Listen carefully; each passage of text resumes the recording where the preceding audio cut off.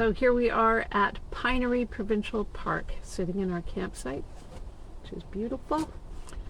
It is the middle of June 2025. It's the second trip of our second season with the Alto. And it's been a really nice week. Yeah, which we weren't expecting based on the long-range forecast, so don't trust the long-range forecast. It's been considerably less wet and, pretty decent. Yeah. Chilly at night. Bugs not bad. Yeah. We expected worse in June. In June, yeah. One of the park naturalists says they think because the spring was so cold that everything is about a month behind, so Doesn't bode well for July. not looking good. We shall see. Bring your bug spray in July. Yeah. So we are in the Dunes, Area 4. And we're on I think we lucked into one of the best sites. No, I think it's my skill. Sandy Skill. Site 270, which is in Dunes 4. Great site. We're really happy with it. It was quite easy to get on. Very little trouble leveling or anything like that. Yeah. Pretty straightforward. Took us a while to find the shore power post. It was a little bit of a trek, practically in the neighbor's, in the back of the neighbor's site. So Yes. we had to kind of... It was in the obvious spot, but further along than one would expect. So that's why we didn't see it. So, for future reference, be nosy with the neighbors and find your shore power post. Yes. All right. So what kind of things have we been up to? A lot of hiking on this trip. A lot of hiking. There's a lot of trails in this park. We've done a lot of the trails, but there's still a lot we haven't done. Maybe only half, even though we've been on many trails. Mm-hmm. So we started off, there was a guided hike on the Carolinian Trail. So good job to Shannon, the park naturalist, and her anonymous assistant. I think her name was Emma. Was it? Yeah. I didn't see a name tag. No, they said her name. Oh, good job, Emma. And we learned several things. About the Carolinian Forest, which is just kind of is in that part of the...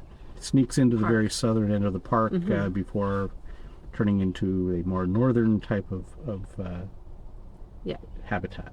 Yes, and the typical, the iconic tree there being the tulip tree, which has, at this time of year, little blossoms on it that you can kind of find on the ground sometimes, and it has these kind of uniquely tulip-shaped sort of leaves, and so that was interesting, and it was a nice hike too. Yeah, beautiful hike. Yeah, the trails here are really nice. Mm-hmm. They're generally very well groomed. Many of them are bicycle friendly. I don't know if you're meant to take bikes on all of them, but they or even wagon friendly. Although there's a lot of places where you get into steps, so lots of boardwalks here and there, and lots of steps up and steps down, because of course the whole park is built on a bunch of sand dunes. Yeah, so they have an astounding number of boardwalks, and the first hike we went on this morning, the riverside, is extensively boardwalks, and it's a beautiful little short trail. Right. Yeah. And including a boardwalk that goes right along the shore of the must be the Ausable, because we're in southwestern Ontario and every river is the Ausable. The old Ausable Channel. It's the old Ausable Channel, not the newfangled one. Yes. Really nice, and just stinking with many kinds of birds. We Yeah. got the Merlin app out, and at one point we registered 8 different kinds of birds, which is absolutely unheard of in my experience using Merlin. Not that it's that extensive, but since I've been using it, you get, if you get any, sometimes you're lucky, but usually 1 or 2, and this time 8 distinct birds. And then another couple of minutes down the path we tried again and got different kinds of birds even still. Yeah. So huge biodiversity in the park, and that was really interesting to see. And we saw some painted turtles sitting on logs and doing their thing. Mm-hmm. Yeah, and something to note is that even though these are kind of short and easy trails along that are on the road towards the day use area, the sections that run alongside the river are can get muddy. So wear boots. Good advice. I mean, for the most part, there's a lot of boardwalks and things where that kind of thing might come up. Mm-hmm. But in particular, we found it a little bit on the Hickory Trail and quite a bit on the Bittersweet Trail. And those two go side by each there. We kind of walked one and then walked the other. Mm-hmm. But there's other trails that we could yet do. So there's the Wilderness Trail, which is out at the north end of the park by the dog beach. There's the Heritage Trail. There's the Sassafras Trail, which is a little loop near the front gate. There's one called Pines or something, isn't there? There's one called Pines, which is near where we're camped in the Dunes campground. And there is the Nipissing Trail.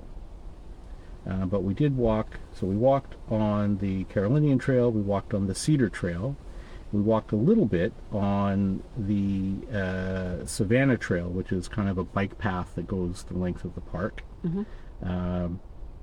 It's quite handy from where we are in Dunes. You can kind of pick that trail up, and it takes you over to the amphitheater, and the amphitheater is right next to the visitor center, which is excellent. Yeah. And it's just another short walk beyond the visitor center to get to the park store, Right. where you can buy ice cream and rent various Canoes, kayaks, bikes. that kind of stuff. There's also, in higher season than now, there's a restaurant there as well. So very impressive facilities here at the park. Yeah. Everything's been really quite well maintained. The one thing I would say is the roads are narrow. Yes. So that's a kind of an old infrastructure issue. The roads are narrow. And then the other thing is, and we're going to have to register a complaint with the Friends of Pinery Provincial Park, but the signage around the park is sparse and sometimes confusing. And the thing that we're going to mention to the folks at Friends of the Pinery Provincial Park is all the trails have really excellent signs. They look quite new. Signs up at the trailheads. And they tell you about the things you're going to see on the trail. They show you some pictures of here's some of the plants and animals and things that you might find, which is really neat. They have an elevation guide, which is interesting to note, and obviously a trail map. And then they have QR codes to get you the park map and also the trail guide. But the QR codes to the trail guides all 404. So somebody needs to update their forwarding hrefs. Yes. But you can, nevertheless, using the QR code, Find your way. find your way to where you're supposed to be. I wouldn't like Elmer's chances, No. but we figured it out. Speaking of QR codes, we find the cell reception here is very good overall, right? So it varies. So on our site, it's quite good. I even had to take a Teams meeting with volunteer-related nonsense partway through the week, and it was certainly enough to do that. But I find that depending on where you are in the park, you might get a little bit of cell signal. I've found several places you don't get enough signal to actually have usable internet. So it sort of depends on where you are. Mm-hmm. But we've heard that from other people that Pinery is a kind of a hit or miss as far as cell signal goes, and that was our experience. Yeah, but it's good at our site. Good old 270. Right. Of course, the beaches here are kind of legendary, and it's cold right now for swimming, so didn't really. We walked along the beach, and it's beautiful, and it just goes on and on and on. Right, the length of the park and more. Yeah. All the way up to Grand Bend. Yeah, we're called Dunes Campground for a reason. Although some of the dunes are not easy to climb. yes, you want the ones that have stairs installed, because we climbed one on an official access path that is just that big, deep, soft sand, and wow, that's a workout. I gotta say, overall, I was surprised by how extensive and how beautiful and like just how nice this park is. It's not just come and swim and have a barbecue sort of park, which I was kind of expecting. And it's worth noting that the last time we were here had to have been, we weren't sure exactly when it was now, but it had to have been more than 30 years ago because we hadn't had kids yet. Yeah. And the last time we stayed here was also the last time that I slept in a ground tent. And, you know, if I haven't bored you with that story before, let me know and I will bore you with it in the future.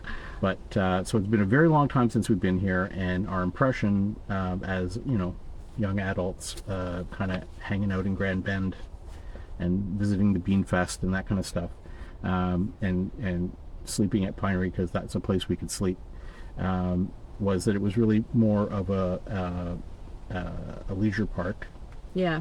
recreation park, and it's really the naturalists said that they kind of position themselves as partway between that and a conservation type of a park.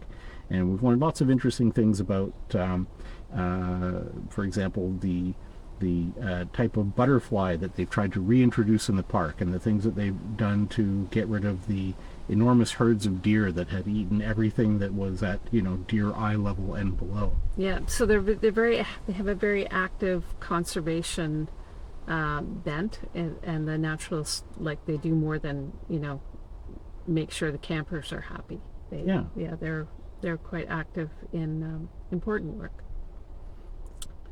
So very interesting from that perspective, and absolutely would come back again. So what's really we interesting. We keep glancing down because we're looking at a map of the park, by the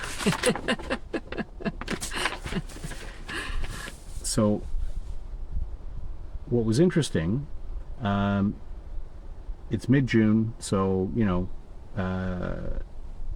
public school still in, university out. But the park has not been super busy. We have had some neighbors, but we've also had quite a good deal of privacy due to lack of neighbors. Although our site has great privacy regardless. There are a few really nice sites. I think we took note of one. That'll be in the description, and we even have a little picture of it. There are some sites where the privacy is not great, so you want to be careful picking sites. What was very interesting to me was we're here in Dunes number 4, and there's a lot of electric sites here, and so you would think it would be pretty busy, and it's not that busy, maybe half full, which is, you know, not too many for a park as busy as the Pinery. When we took a little stroll around Dunes number 1, it was crammed, right? Yeah. Very few empty sites in Dunes number 1. So interesting to see that some places are more popular than others. People want to be close to the beach.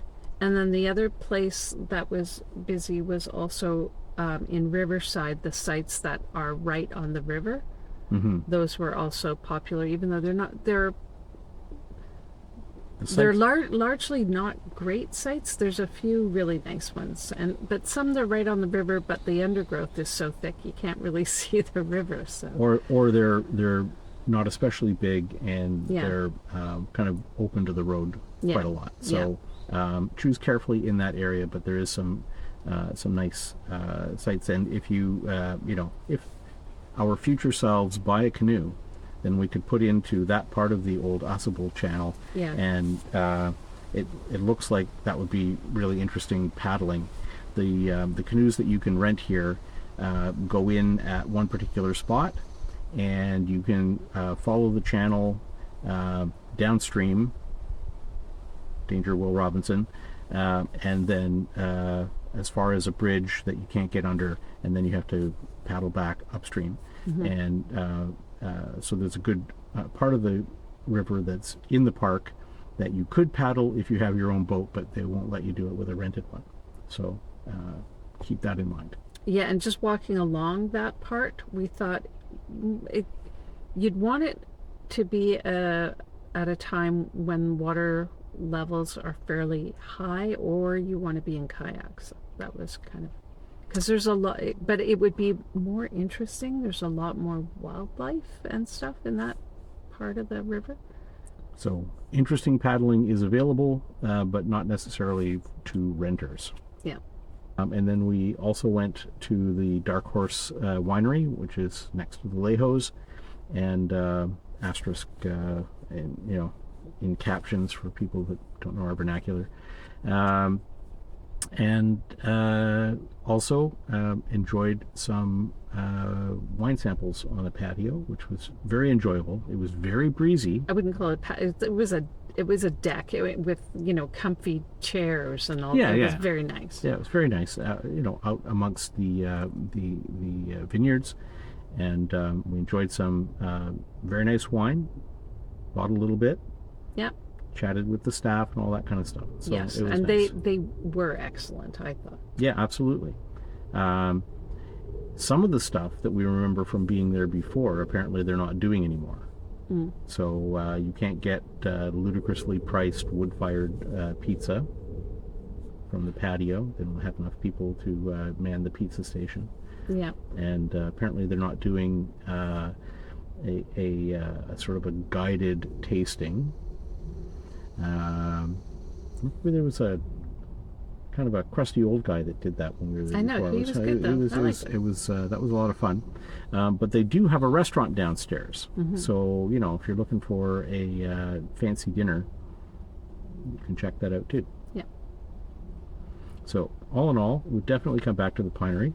We're going to a play tonight at the Playhouse. At the Playhouse. So that'll be fun. And we hope. at least nobody died. The overall verdict is Pinery better than we remember. Yes. Exceeded our expectations, which were decent, and yeah, absolutely come back here. Probably off season because it's a very busy park. Mm-hmm. And if come when there's not bugs for some reason, because the spring was cold, or maybe in the fall would be the same thing. Yeah, it would be nice to try it in the fall maybe next time. Next day, and just it occurs to us we should have a quick addendum that we neglected to mention a couple of fairly important things. One is they call this Pinery Provincial Park, but they could have called it Poison Ivy Provincial Park. There is a lot of poison ivy all over the place. It actually makes sense that we never came here with the kids when they were little, because that would have been a disaster. We just preemptively coat them with calamine or something, because there's a lot of poison ivy. You can see some in the back there, and every trail, every site, everywhere you go, poison ivy all around. So good protection against, at least for those who are paying attention, against wandering off to places that they would rather you didn't go. So poison ivy. The other thing is the fill and dump. So we actually tried traveling with the empty tank, which is the first time that we've done that with the Alto, figuring let's see if that makes any difference on the gas mileage. It maybe made a very small difference. So we got here. There are, it turns out, two fill and or dump and then fill. They're both pretty old school insofar as single lane, no bypass, pull into dump and wait for the person in front of you who's filling, and then you can go. So there's two. One is just past the front gate. That's the main one. It's got a good long driveway, so you could expect a long line at the appropriate times of day and year. And there's another one, which if you are in the Riverside campground, it's sort of handy to you as you exit the Riverside campground. You can go there, but they have signs posted that says, don't block the road here. If the lineup is too long, just move along and go use the main one. So keep that in mind when you're planning a trip to the Pinery.